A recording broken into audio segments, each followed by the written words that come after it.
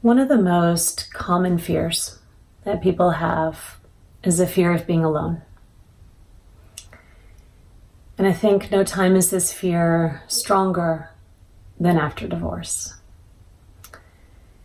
You know, in the beginning, you feel that intense loneliness, you know, as that body has been ripped from your very world, from your very soul.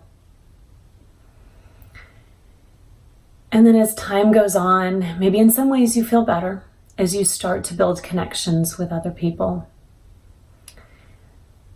But if time has continued and you're wanting to find love again and you haven't, that's when fear really starts screaming at you, starts whispering to you, starts talking in your ear, occupying your dreams. And that fear is making you question, will I be alone forever? Well, that fear is lying to you, as fear often does. There's 5 lies that fear is telling you that is making you think that perhaps you will be alone forever. The first lie that fear is telling you, fear likes to tell you that now is always. So right now, you're feeling alone. Right now, you're feeling isolated. And what fear is telling you is that this is how it's always going to be. It's never going to get better. You know, but there's one thing that is certain, and that's that everything always changes. And that includes pain. That includes loneliness. So the way that you feel right now is not necessarily the way that you're going to feel tomorrow or next week or next month. So give it that opportunity.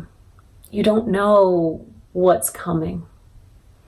So instead of assuming that tomorrow is going to look just like today, maybe wonder, what might tomorrow bring? Fear likes to tell us that it's too late, that we've lost our window, our opportunity, that at this point we may as well just throw in the towel because it's not going to happen.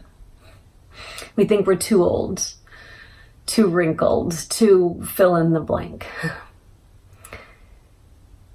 But again, this is just the lie that fear is telling you. Because you don't know what's coming. You know, all we know is what's past. You know, the oldest you've ever been is the age that you are right now. But you have never been one day older, 5 years older.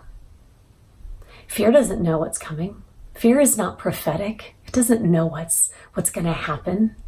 It just likes to tell us with certainty that it does.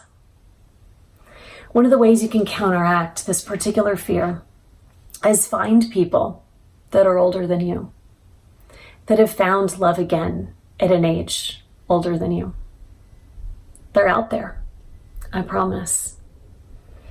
Love doesn't have an age limit. It doesn't say, oh, nope, can't visit you. Nope, you're over the hill now. It doesn't work that way.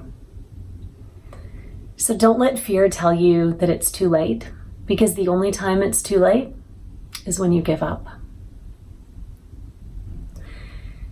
Fear likes to tell us that we've lost the one. You know, that good old soulmate idea. Well, I don't know your particular beliefs in it, but I certainly don't believe in a single soulmate. You know, just looking at it from a purely mathematical standpoint, if that was the case, most people would never, ever find that person. You've lost an important one. Yeah, I get that. But you haven't lost the only one. There's others out there that can mean just as much, if not more, to you. Now, here's the thing you've got to be aware of, though. It's not like you can immediately remove one person and then fill that hole with somebody new and have it feel okay. Because it takes time for that relationship with the new person to develop. And so at first you're comparing two different things. You're comparing the shared history and the intimacy and the vulnerability that you had with your ex with a new person that you don't really know yet. So you might conclude prematurely, hey, this person can't be the next one for me because it doesn't feel the same. It doesn't have the same depth to it. But you don't know yet. Give it time. I don't believe that there's only one person for us. But if you're operating with that belief that you're never going to find another person, then you won't, because you're not giving yourself that opportunity. Fear tells us that we are doomed to repeat the past. Fear likes to say, you're broken, or you're such a fill in the blank. And it tells us that even if we find a new person, we find a new relationship, that we are doomed to just repeat the same pattern and the same thing's going to happen again. This is especially true if you were cheated on or abandoned. Fear likes to say, nobody's ever going to love you. You're just going to be left again. You're going to be cheated on again. You're going to be abused again, whatever it may be. But again, this is fear just looking forward and wanting to control what's coming up. It's saying, don't even try. It's not even worth taking the risk because you might get hurt. Well, yeah, you might. But you know what? There's also a really good chance you might not. So maybe it's time to tell that fear to shove it.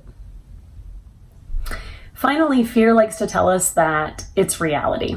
It says, whatever I tell you is truth, capital T. It says it's not safe. I know what's best for you. But fear's not reality. Think of how many times you've had anxiety over some, possible outcome to something that you were worried about. And how often did that actually come to pass? My guess is that your thoughts were probably a lot more negative than what the reality came to be. So don't listen to your fear, because it's just lying to you. And ultimately, fear makes for a really poor life coach. It's time to fire your fear and drive your own life.